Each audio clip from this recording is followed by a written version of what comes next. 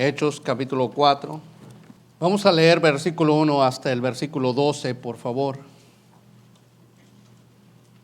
Dice la Escritura: hablando ellos al pueblo, vinieron sobre ellos los sacerdotes con el jefe de la guardia del templo y los saduceos, resentidos de que enseñasen al pueblo y anunciasen en Jesús la resurrección de entre los muertos, y les echaron mano y los pusieron en la cárcel hasta el día siguiente, porque era ya tarde.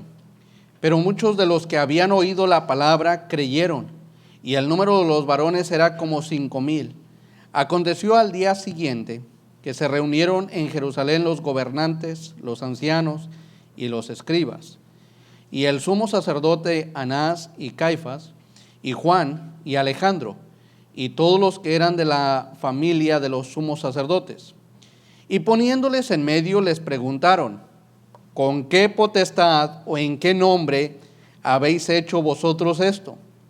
Entonces Pedro, lleno del Espíritu Santo, les dijo: gobernantes del pueblo y ancianos de Israel, puesto que hoy se nos interroga acerca del beneficio hecho a un hombre enfermo, de qué manera éste haya sido sanado, sea notorio a todos vosotros y a todo el pueblo de Israel, que en el nombre de Jesucristo de Nazaret, a quien vosotros crucificasteis y a quien Dios resucitó de los muertos, por él este hombre está en vuestra presencia sano. Este Jesús es la piedra reprobada por vosotros los edificadores, la cual ha venido a ser cabeza del ángulo, y en ningún otro hay salvación, porque no hay otro nombre bajo el cielo dado a los hombres en que podamos ser salvos. Hay una pregunta allí sumamente importante. El evento que ha sucedido es que el Señor a través de Pedro, el Espíritu Santo a través de Pedro, sanó a este hombre, los interrogan, los encarcelan. Eso es lo que está sucediendo. Vienen los sacerdotes, vienen los saduceos y se reúnen en este concilio y ponen enfrente a los discípulos y les preguntan esto: ¿con qué autoridad? ¿Con qué autoridad o con qué potestad o en qué nombre habéis hecho esto? Y hoy quiero hablarles, hermanos, de este pasaje con esa misma interrogativa: ¿con qué potestad o en qué nombre? Y hay tres cosas que los discípulos mencionan, o en este caso el apóstol Pedro menciona, y son las mismas que hablaremos aquí. Tres cosas. Número 1, Jesús de Nazaret, muerto y resucitado. Número 2, Jesús la piedra angular. Y número 3, Jesús el único Salvador. Tres cosas es lo que podemos ver en tres respuestas que el apóstol Pedro está dando, inspirado por el Espíritu Santo, a estos gobernantes, y es la misma respuesta que necesita nuestra gente el día de hoy. ¿Con qué autoridad predicamos? ¿Con qué autoridad compartimos el Evangelio? ¿Con qué autoridad nos reunimos? Porque hay un nombre, sobre todo nombre, que es Cristo Jesús. Entonces vamos a orar. Padre amado, le ruego que nos bendiga, Señor. Ayúdanos. En el nombre precioso de Cristo te lo suplico. Si hay alguien, Señor, que no es salvo, que hoy pueda ser convencido de su condición pecadora, pero también que hoy pueda ser convencido de que necesita un Salvador y que Jesucristo es el único que puede salvarle y perdonarle. Y que nosotros podamos esforzarnos, como el apóstol Pedro, llenos del Espíritu Santo, con ese denuedo, en seguir compartiendo, porque la autoridad es de nuestro Cristo. Ayúdanos, oh Dios, te lo ruego en Cristo Jesús. Amén. Amén. Pueden tomar su lugar. Bien, como les he dado la introducción, vemos que Pedro y Juan fueron traídos ante el Sanedrín. Esto ocurrió después de que el cojo había sido sanado y Pedro había predicado su segundo sermón con el poder del Espíritu Santo, y mucha gente se había convertido. 5,000 aproximadamente personas se convirtieron. Entonces el pueblo, los sacerdotes celosos, tenían envidia de lo que estaba sucediendo. Los toman a ellos, a Pedro y a Juan, los encarcelan y al día siguiente los cuestionan. Y ahora podemos ver al apóstol Pedro, hermanos, lleno del Espíritu Santo. No nos dice la Escritura que fueron bautizados en el Espíritu Santo, porque esto ya había sucedido. Ahora nos dice que fueron controlados totalmente por el Espíritu Santo, llenos del Espíritu Santo. Ahora se para el apóstol Pedro y va a darles otro tremendo sermón, otra tremenda enseñanza que nos queda para nuestro beneficio. ¿Con qué potestad o con qué autoridad, dice la Escritura en el verso 7, con qué potestad o en qué nombre habéis hecho vosotros esto? Y como le digo, es una pregunta que sigue en nuestros días. ¿Con qué autoridad o en qué nombre os reunís o predicáis? ¿Con qué autoridad eres pastor o con qué autoridad eres un profesor? ¿Con qué autoridad? ¿Quién te ha dado esa autoridad? Y como le digo, hay tres cosas que podemos ver en este pasaje para nosotros. Número uno, hermanos, dice la Escritura en el verso 10: sea notorio a todos vosotros y a todo el pueblo de Israel que en el nombre de Jesucristo de Nazaret, a quien vosotros crucificasteis y a quien Dios resucitó de los muertos, por él este hombre está en vuestra presencia sano. Así que lo que primero podemos ver es Jesús Nazaret muerto y resucitado. Ahora, en este momento, hermanos, cuando el apóstol Pedro abre su boca, mira, hermano, el apóstol Pedro está siempre que leemos en Mateo, Marcos, Lucas y Juan, siempre vemos al apóstol Pedro, como se dice, metiendo la pata, siendo muy rápido, siendo siempre, cuando le dice el Señor, cuando ve al Señor caminando sobre las aguas, le dice Pedro, pues si tú eres, manda que yo vaya. Y le dice, pues ven. Y ahí va Pedro. Y cuando le dice el Señor, ¿sabes qué? Tengo que sufrir, tengo que padecer. Y le dice él, yo voy contigo hasta la muerte. Y vemos después a Pedro negando al Señor tres veces negando al Señor. Pedro siempre así bien imprudente. Pero ahora aquí, hermanos, en este momento, en esta ocasión, dice la Escritura que Pedro está totalmente controlado por el Espíritu Santo y les va a dar este tremendo mensaje. En su cara, viéndolos a los ojos, no de espaldas, no como que si alguien más le hablara a Pedro. Pedro, lleno del Espíritu Santo, se planta delante de ellos y les dice, aquí está la respuesta a lo que preguntáis. ¿Con qué potestad o en qué nombre hacemos tales cosas?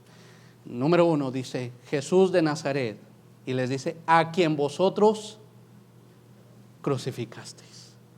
¡Wow! Hermano, eso se necesita valor.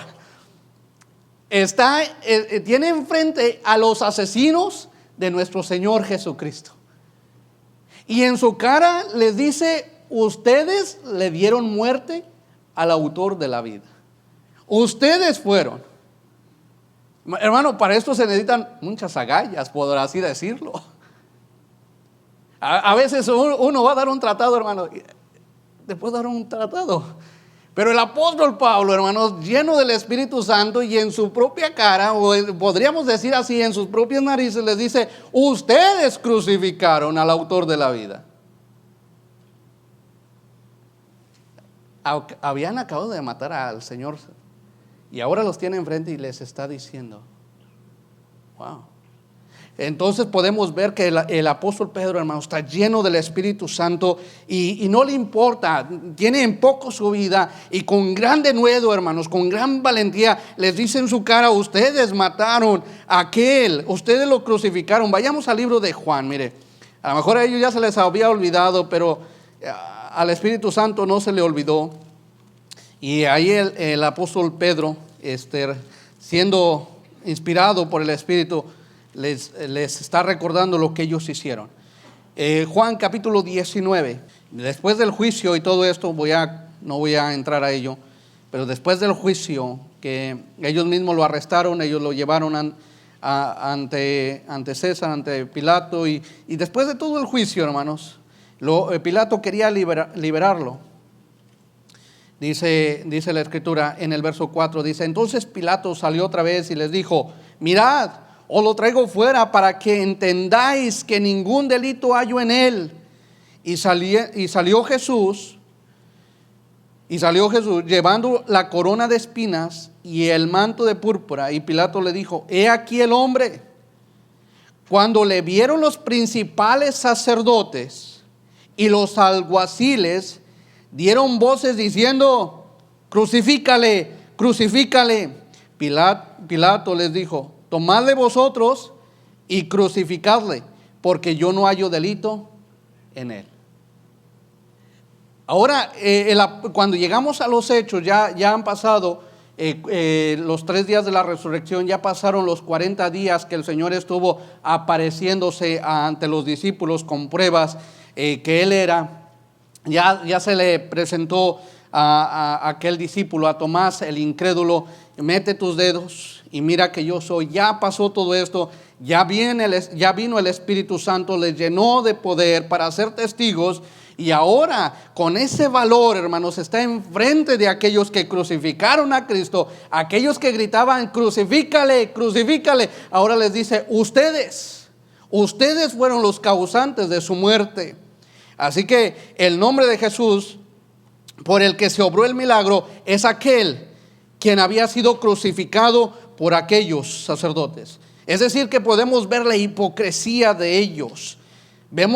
Podemos ver que aquellos inquisidores ante los cuales el apóstol Pablo se presentó en aquella ocasión, ellos sabían que ellos habían dado muerte a Jesús. Ellos no quisieron aceptar a Jesús, ellos no quisieron recibir, ellos no quisieron creerle porque no eran de sus ovejas. Ellos decidieron la muerte de Jesús, pero bajo el nombre de Jesús, bajo aquella persona que ellos habían muerto, dice: bajo este hombre nosotros hemos hecho este milagro.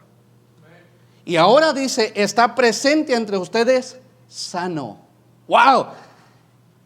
No dice medio sano, no dice medio, ahí anda, medio. A veces nosotros nos preguntamos: hermano, ¿cómo andas? Ahí medio ando.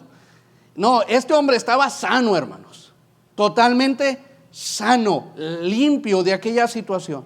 Mire, toda persona que ha venido a Jesucristo no anda medio salvo, no anda de medio. Si mueres hoy, ¿a dónde vas? Medio como me porte. No. Mire, este hombre se encontraba sano gracias al nombre de Cristo Jesús. Y se lo recalca: de Nazaret,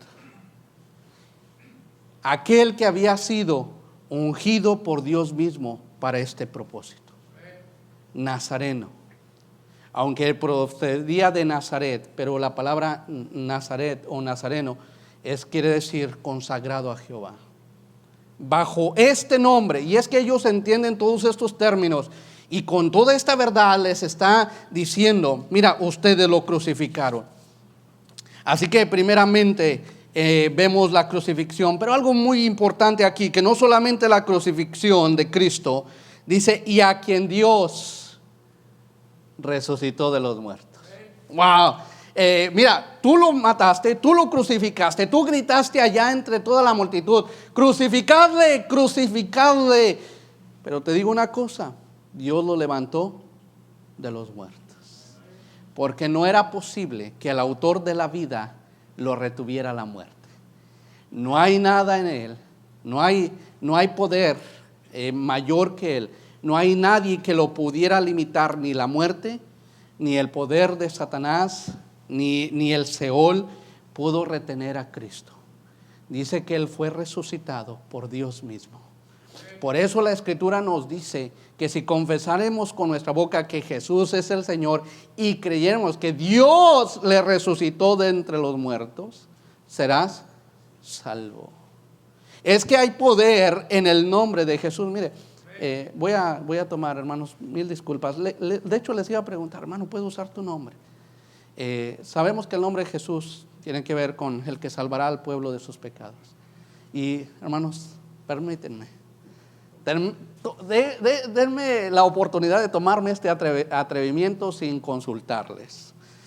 Aquí en la congregación tenemos a Jesús Noé, ¿sí? Tenemos a mi hermano Jesús Solorio. Hay a Jesús Carpio, Jesús Díaz. Mande. García. Ya le cambié el apellido. No te preocupes, en la Biblia les cambiaban los nombres. Bien, tenemos a Jesús. Pero aunque hay muchos Jesús, hay uno sobre todos ellos. ¿Sí? Su nombre de ustedes significa eso. Jesús, el Salvador. Pero no tienes la potestad, no tienes la autoridad tú para dar vida. Pero hay un Jesús en la Biblia que es sobre todos, el cual Dios levantó de entre los muertos. Fíjate, no fue a través de adivinación, no fue a través de hechizos, no fue a través de meticismo, no fue a que solamente un espíritu resucitó o se levantó un espíritu. Dice la Escritura claramente que Jesús fue resucitado por Dios mismo. Hay otro pasaje donde dice que por el poder del Espíritu Santo Jesús fue levantado de entre los muertos. Y por eso la Escritura, cuando leemos en el libro de Timoteo, cuando la Escritura nos dice acerca de la deidad, vaya ahí a Timoteo, mire, vaya al libro de Timoteo.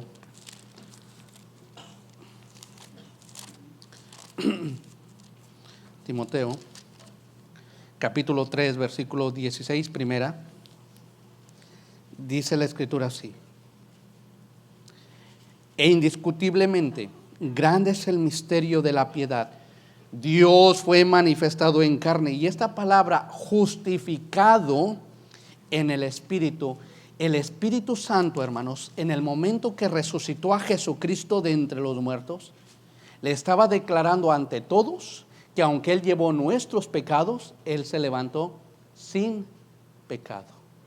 Aunque el Señor Jesucristo no necesita ser justificado, lo que está diciendo la Escritura es que a través de la resurrección se demuestra claramente que aunque Él llevó nuestros pecados, Él resucitó incorruptible. No hay pecado en Él. Él llevó nuestros pecados en su cuerpo sobre el madero, pero Él ha resucitado sin pecado. Y lo ha justificado el Espíritu Santo, es decir, declarando que aunque Él llevó, Él es totalmente puro. Y así que volvamos allí al libro de los Hechos. Así que podemos ver a Jesús en Nazaret muerto y resucitado por el poder de Dios entre los muertos. Dice de Nazaret, a quien vosotros crucificasteis, a quien Dios resucitó de los muertos, por Él este hombre está en vuestra presencia sano. Verso 11: este Jesús es la piedra reprobada por vosotros los edificadores, la cual ha venido a ser cabeza del ángulo. Mire, los sacerdotes, hermanos, eran los edificadores, eran las personas que tenían que llevar a los demás al conocimiento pleno del Dios eterno. Esa era la labor. Es como la labor de los pastores ahora. La labor de los pastores no es que admiren al pastor. La labor de los pastores no es que el pastor sea alabado, sea puesto en alto. No, al contrario, el pastor debe de reconocer siempre, como dijo el apóstol Pablo, y el primero de los pecadores soy yo. La labor del pastor es que la congregación, aquellos que han sido salvos, crezcan en el conocimiento y la verdad de Cristo Jesús. es que ustedes conozcan sus atributos, sus virtudes, que ustedes se enamoren de Cristo y que ustedes entreguen su vida a Cristo. Ese es el propósito de los pastores, que edifiquen la iglesia del Señor.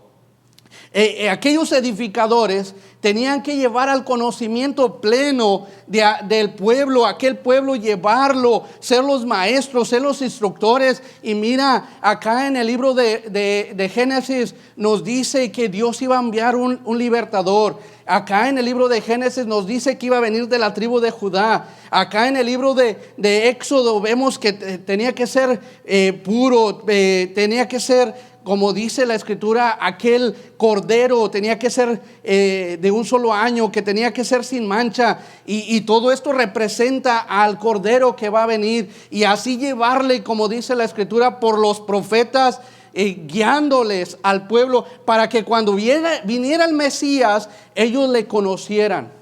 Pero ¿qué sucedió? Que vino el Mesías y el pueblo, o los sacerdotes mejor dicho, lo desecharon, no lo quisieron. Por eso dice, vosotros los edificadores. Ellos eran los responsables de llevar al conocimiento a aquella gente, a aquel pueblo de Israel, al conocimiento del Dios vivo y verdadero. Ellos eran los edificadores, ellos tenían que edificar el reino de Dios. Y no solamente eran responsables de guiar al pueblo. Si nosotros leemos la escritura, hermanos, la labor de este pueblo es que fuera un pueblo de sacerdotes para todas las naciones. Ese era el propósito de Israel, pero por causa de su pecado solamente fue para ellos. No cumplieron, no pudieron lograrlo. Y luego, por causa de su propio pecado y egoísmo, quisieron el reino para sí mismos. Si es que siempre, hermanos, siempre, si uno no tiene cuidado, las posiciones cambian a la persona. Por eso cuando la escritura pide los requisitos de un pastor, dice que no sea un neófito o un principiante, porque cae en el lazo del diablo, se envanece y piensa que él hace todas las cosas. Nosotros debemos siempre reconocer que el único que puede salvar y dar vida es Él. Y que si podemos hacer algo, es por Él. Nosotros no podemos hacer nada en nosotros mismos, y siempre deberíamos de darle gloria a Él por lo que Él nos permite hacer. Es un privilegio, es un honor servir al Señor, y es solo por Él. Todo predicador siempre debería de darle honra y la gloria a Él. Cuando vengan y le digan, hermano, qué bonito habla, gloria al Señor. Porque el corazón es perverso y engañoso. Y sí, ¿verdad que sí, hermanos? No, Él es el que hace las cosas. Dice la escritura, ellos, los edificadores, desecharon. Pero ahora mire lo importante aquí. Dice, este Jesús es la piedra. Ustedes desecharon la roca. Y podemos ir a las escrituras donde dice que aquella roca se le golpeó a la roca y aguas salieron. Y vemos que esa roca, que es Cristo, les acompañaba. Y luego vemos en el libro de Mateo, la primera mención en el capítulo 16 de la iglesia, capítulo 16, versículo 18, Jesús le dijo, y sobre esta roca edificaré mi iglesia. Y ahora el apóstol Pedro está diciéndole a aquellos, este Jesús es esta roca, es la roca sobre lo cual se edifica el templo, donde se edifica la iglesia, donde aquellas personas son sanas, son salvas. Es este Jesús, es Jesús la roca. Así como también lo dice en la segunda carta de Pedro, en la primera carta de Pedro, donde menciona que Jesús es la piedra que los constructores menospreciaron y sobre la cual el edificio es edificado. Es Cristo Jesús la roca. Por eso, ¿en qué nombre o en qué potestad hacéis estas cosas? Mira, en el nombre de Jesús de Nazaret. ¿Por qué? Porque Él fue muerto y Él fue resucitado por el poder de Dios. ¿Por qué? ¿Por qué en Jesús? Porque Jesús es la roca. Mire, ahorita poco se entiende Y los que trabajan en la construcción no me dejarán mentir. Pero ahora lo único que se hace en la construcción es excavan un poco, emparejan el terreno, tiran la orilla para reforzar la casa, que luego ya está toda así, más chueca que mis dientes, sí, toda de lado, toda craqueada, toda mal, porque los cimientos no son buenos. Pero en aquel tiempo, hermanos, cuando iban a edificar algo, había una roca principal. Cuando edificaron el templo, hubo una roca central. Ahora prácticamente solamente ponen como un monumento o algo. Mira, esta es la constructora que está edificando tales casas, o este es el nombre de la colonia. Pero en sí ya no hay fundamentos. ¿Me equivoco? Las zapatas que ahora le ponen son muy malas, ¿verdad? ¿Alguien más? Él me apoya. Gracias. ¿Alguien más ha edificado casas? Los fundamentos de ahora son muy malos. Pero en aquel tiempo, hermanos, era muy conocido. Tenían que edificar sobre la roca para que el cimiento estuviera firme y el pasar de los años o las adversidades, los eventos malos no destruyeran aquel lugar. Estaban más cimentadas que ahora. Por eso muchos preguntan, ¿por qué las cosas de antes duraban? Las hacían bien, hermanos. Ahora todas las cosas son desechables. Ahora la gente vive bien afanada por alcanzar una casa y para los 30, 40 años ya está toda destruida. Ahora las cosas no sirven. Bueno, la construcción aquí es muy, muy frágil. Entonces, el pueblo entendía bien, hermanos. El pueblo entendía bien aquella figura de sobre esta roca o edificar sobre la roca. Y de hecho el Señor Jesucristo también enseñó en una parábola acerca de la roca y dice que todo aquel que escucha la palabra y la cree le compara a un hombre prudente que edificó su casa sobre la roca. Vinieron ríos, soplaron vientos, dieron con ímpetu sobre la roca y no cayó porque estaba fundada sobre la roca. Y luego dice que el hombre insensato es aquella persona que escucha la palabra pero no la obedece, y lo compara a aquel hombre que edifica su casa sobre la arena y vienen ríos y soplan vientos y dan con ímpetu sobre la casa y cae y la destruye y es grande su ruina porque estaba edificada sobre la arena y no sobre la roca. Ellos entendían bien estos aspectos de edificar sobre la roca. Ahora quizás nosotros lo que más se nos asemeja es construir sobre el cemento, porque no va a construir sobre la tierra, más bien sobre el cemento, construye sobre ello y edifica su casa. Es quizás lo más similar que ahora tenemos. Así que ellos entendían bien, hermanos, edificar sobre la roca. Y le dice a ellos,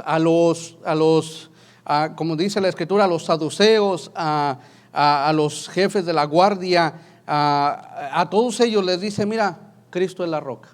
Verso 11: este Jesús es la piedra reprobada por ustedes, pero dice, la cual ha venido a ser la cabeza del ángulo, la piedra principal sobre donde todo se está edificando.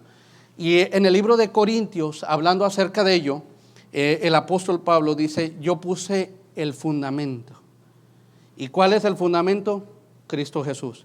Y sobre él estamos edificando, y sobre él nosotros estamos sobre edificando sobre lo que ya fue puesto, que Jesús es Dios, que Jesús es el autor y el consumador de la vida, que Él es la resurrección de los muertos, que en Él hay perdón de pecados, que en Él hay vida eterna, que solamente Jesús puede salvar, que Él fue enviado por el Padre y que Él está en los cielos para interceder. Él es el fundamento de la iglesia y sobre esto nosotros debemos de seguir edificando. Dice: ustedes no solamente le dieron muerte al autor de la vida, ustedes desecharon también. Y sobre este nombre es que se hacen todas las cosas. Con esa autoridad, con ese nombre, con esa potestad, es que este hombre está sano. Porque Jesús de Nazaret, muerto y resucitado. ¿Por qué? Porque Jesús es la roca donde todo está siendo edificado. Y mire, han pasado Si estos hombres vivieran, dirían, han pasado 2000 años y la iglesia de Cristo permanece. ¿Por qué razón? Porque está sobre la roca. Cristo Jesús. Él es el fundamento. ¿En qué nombre? ¿O con qué potestad? Mire, ahorita hay muchos charlatanes, mucha gente charlatana. Ven, te voy a sanar, mira, es falacia, es pura mentira. El único que puede sanar y el único que puede dar vida y el único que puede transformar las vidas es Cristo Jesús. Esto lo mencioné en el instituto. Le digo, si yo no creyera que Jesús puede cambiar las vidas, no enseño, no predico. Yo sé que el Señor puede cambiar, salvar y perdonar. En el momento en que uno no crea esto, entonces, ¿por qué hago lo que hago?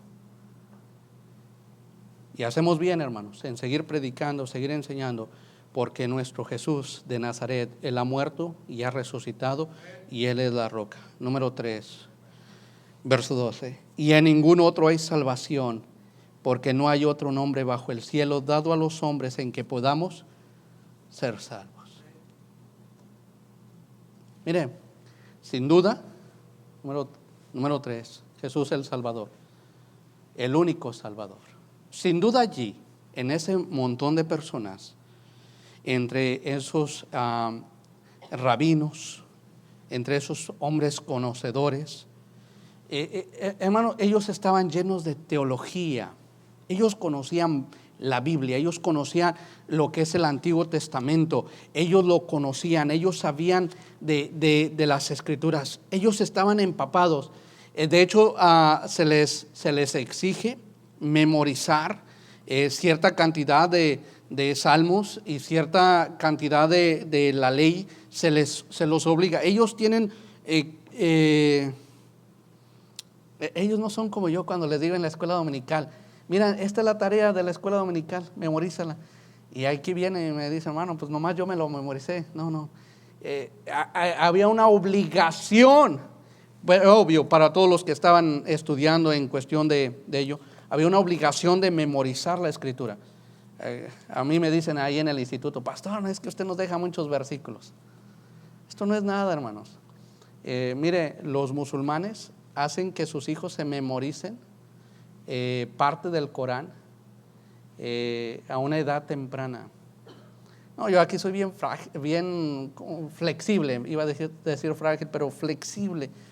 Pastor, es que ya nos dejó aquí, nos va a dejar acá, y así mi corazón como que medio se dobla. Está bien, hermanos, miren, nomás tantos. Ahí no, hermanos, ellos eran conocedores de las Escrituras. Mire, había 2 escuelas.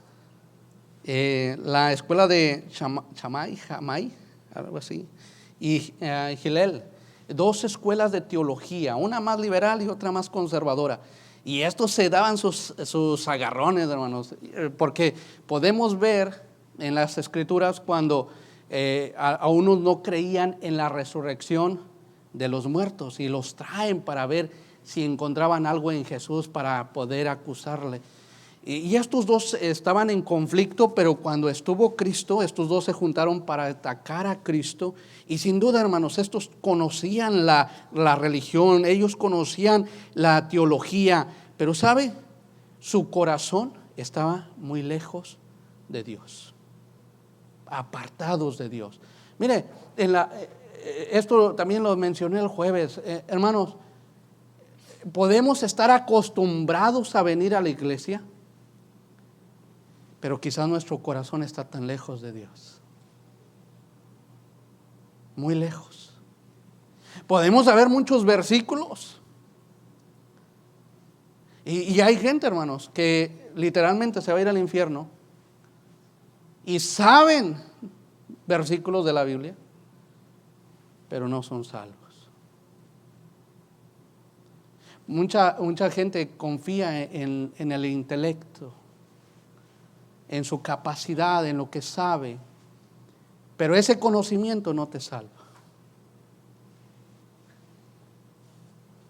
Tú puedes seguir los mejores youtubers y ahí escuchar sus mejores pláticas, pero si tú no tienes a Jesús, de nada te sirve. Tú puedes memorizarte el Salmo 1, Salmo 2, Salmo 3. Es más, te puedes memorizar Salmo 119, ese salmo pequeño, y no ser salvo. Porque no está la salvación bajo el conocimiento teológico. La salvación está en una persona, Cristo Jesús. Y sin duda también entre aquellos oyentes que el apóstol Pedro estaba predicando y diciéndoles, mira, sin duda que entre ellos había personas muy moralistas. Y no estoy nada en contra de ser moral, es importante ser moral, es sumamente importante vivir moralmente o éticamente moral bien, es sumamente importante. Pero la moralidad no nos salva, ¿sabe? Usted, si a lo mejor yo le pregunto, ¿usted ha robado? Y usted diría, pastor, ni un centavo he robado. En ese aspecto soy moralmente derecho. Es más, usted me puede confiar lo que quiera, yo no le voy a defraudar sobre ese aspecto. Quizás había en aquel momento personas de igual manera y capaces de no o nunca haber faltado en nada de ellos, morales, intachables, pero sabes, ser moral tampoco salva a nadie. Porque, déjeme decirle esto, hermano, me voy a atrever a decir esto. Hay personas inconversas más morales que nosotros los cristianos, pero no les salva, pero están perdidos. Eso debería de avergonzarnos, pero eso es verdad. Hay personas allá intachables, ¿no? Y hay personas con palabra que te dicen, ¿sabes qué? Voy a estar allí, y ahí están, incapaces de quebrantar su propia palabra. Así, hermanos. ¿Ha conocido a alguien así? Sí. Pero ¿sabe qué? Perdidos.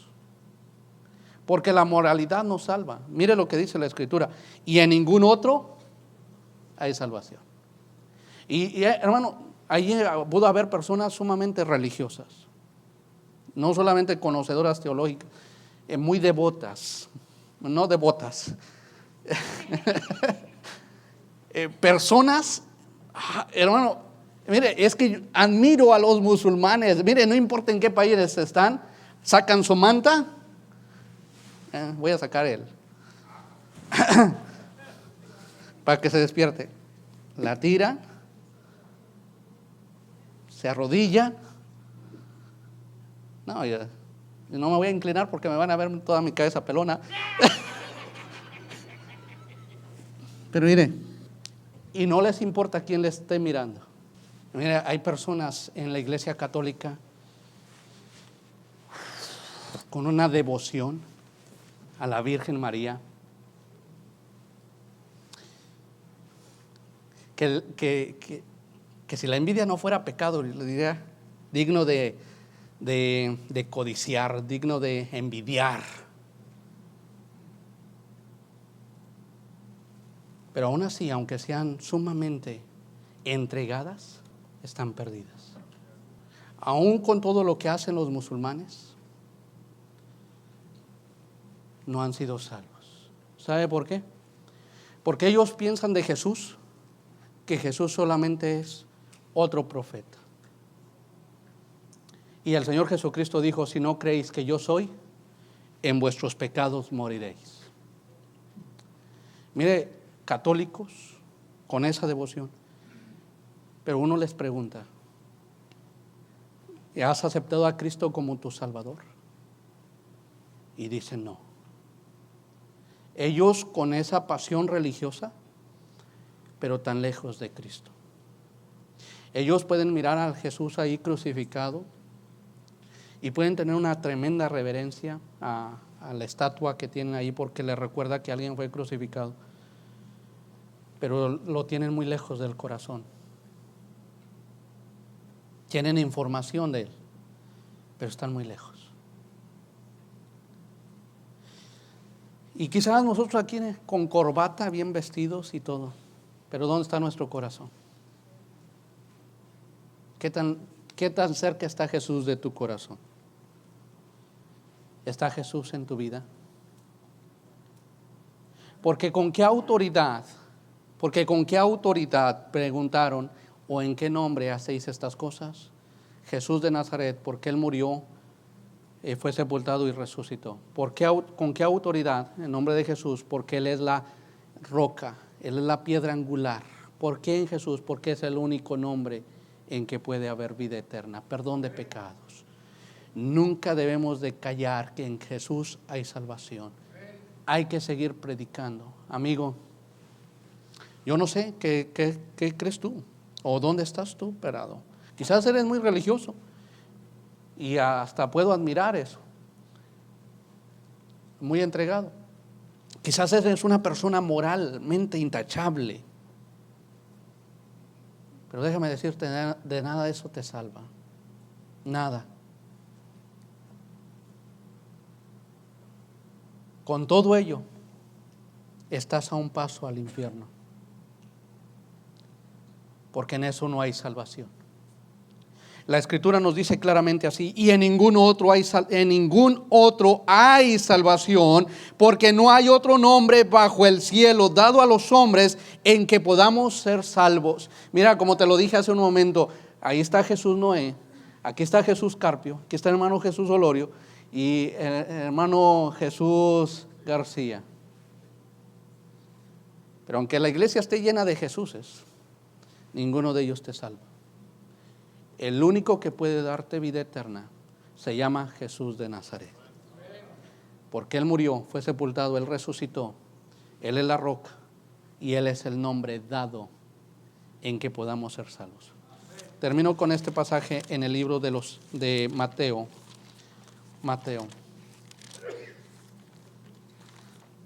El capítulo 28 de Mateo. Al final, después de la resurrección de Cristo.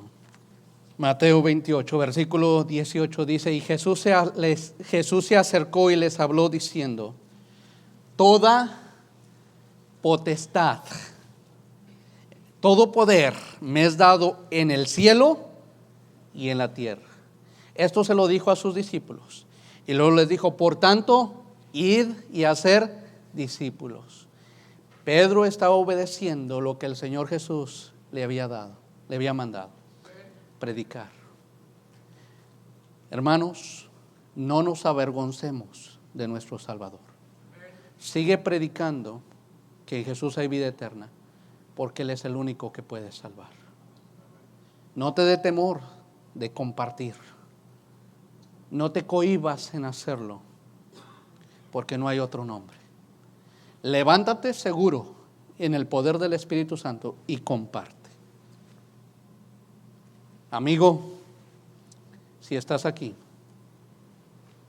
necesitas a Cristo. ¿Qué hay que hacer? Primeramente, necesitas reconocer que necesitas un médico, que estás enfermo. Tu pecado te ha dañado y has pecado contra Dios, necesitas un abogado. Y el único que puede salvarte y el único nombre es Cristo Jesús. Yo te invito a que aceptes a Cristo. Es una decisión tuya. Ven a Cristo. ¿Cómo puedo hacerlo? Dice la Escritura que todo aquel que a Él viene, Él no le echa fuera. La Escritura dice claramente que Él vino a buscar y a salvar lo que se había perdido. Él no quiere que nadie perezca. Por eso, como el buen pastor, Él dejó las 99 y vino a buscarnos. Porque Él no quiere que nadie perezca, sino que todos procedan al arrepentimiento. Por eso Él mandó a sus discípulos que fueran a predicar. Por eso les llenó del Espíritu Santo.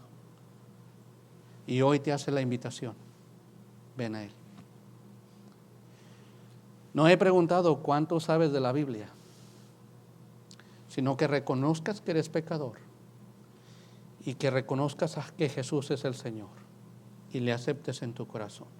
Mas a todos los que le recibieron, a los que creen en su nombre, les dio potestad de ser hechos hijos de Dios. Ven a Cristo.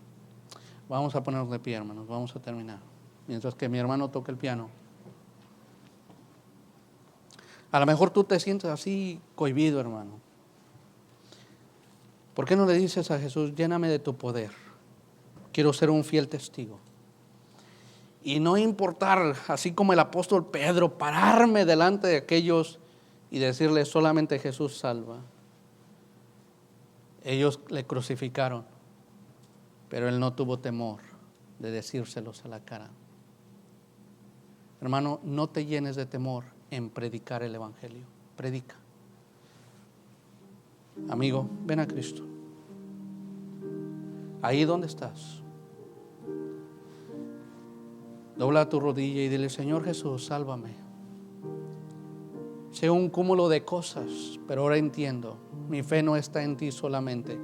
Confío en mi propia moralidad, confío en mi propia religión, confío en mi propio conocimiento. Yo confío en ello. Pero solo el nombre de Jesús tiene poder para salvar. Y en ningún otro hay salvación, porque no hay otro nombre bajo el cielo dado a los hombres en que podamos ser salvos. Entre los que escuchaban al apóstol Pablo,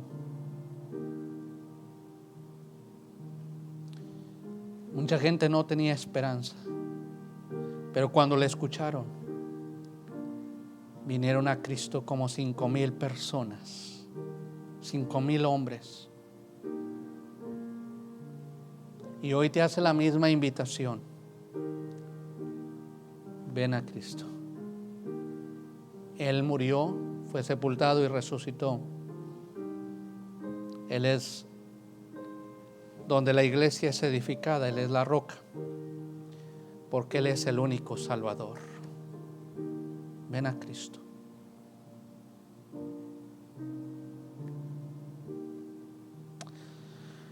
Amado Padre, gracias te doy, porque mirándome tan perdido, un día alguien me compartió de Cristo. Quisiera decir que te reconocí a la primera, pero no fue así, oh Dios. Tuviste que trabajar tanto en mi vida y sigues trabajando en mi vida, pero en aquel momento para poder venir a los pies de Cristo. Pero creo que Jesús es mi Señor. Gracias por convencerme, Señor. Gracias por salvarme. Y sé, mi Dios, que tú sigues haciendo la misma obra en los corazones. Y quizás hay alguno aquí que aún no ha sido salvo y le estás convenciendo de que tú eres el Salvador. Oh, mi Dios, que pueda ser tan sensible a la voz de tu Espíritu y que no salga de este lugar sin entregar la vida a Cristo. Obre, mi Dios, en el corazón. Y quizás nos hemos llenado, Señor, de temor por la apariencia del hombre, pero que no nos avergoncemos, mi Dios, en predicar el Evangelio, porque no hay otro, no hay más. ¿A quién más iremos? Solamente tú tienes las palabras de vida que darnos. ¿Quién es más nuestro refugio? Oh, mi Dios, ayúdanos a ser esforzados. Ayúdanos a seguir compartiendo. Ayúdanos, te lo suplico, mi Dios, a no callar. Ayúdanos a ser buenos testigos de nuestro gran Dios y Salvador Cristo Jesús. Llénanos de tu Espíritu Santo para hacer tu obra. Te lo pido, mi Dios, en Cristo Jesús. Amén.